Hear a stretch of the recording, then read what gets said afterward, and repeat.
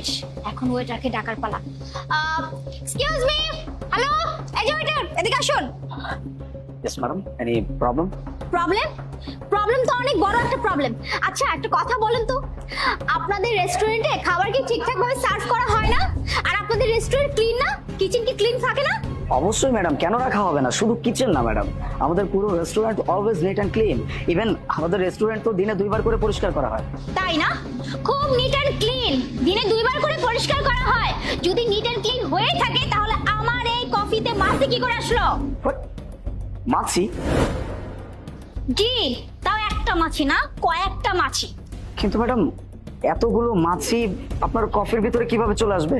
আমাদের রেস্টুরেন্টে তো কোনো মাছি নেই, আমাদের ফ্লায়ার ক্যাচার লাগানো আছে না। আচ্ছা একটা কথা বলুন তো, হ্যাঁ আপনি নিজের চোখে দেখলেন যে আমার এই কফির মধ্যে কতগুলো মাছি পড়ে আছে, এখনো আপনি এই কথা বলতেছেন, এটা কি করে সম্ভব? আচ্ছা মাছি কি উড়ে উড়ে এসে পড়েছে? হ্যাঁ আমি এখানে কফি খাচ্ছিলাম আর দেখি এর মধ্যে মাছি, আপনি বলুন ব্যাপারটা কেমন? ম্যাডাম আপনি আপনি প্লিজ একটু রিল্যাক্স হন, কফিটা আমাকে ব্যাক করুন, আমি অন্য কফি এনে দিচ্ছি। না না, কফি চেঞ্জ করতে হবে না।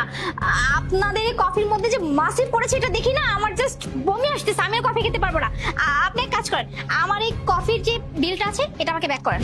টাকা পে করবো মানে ম্যাডাম?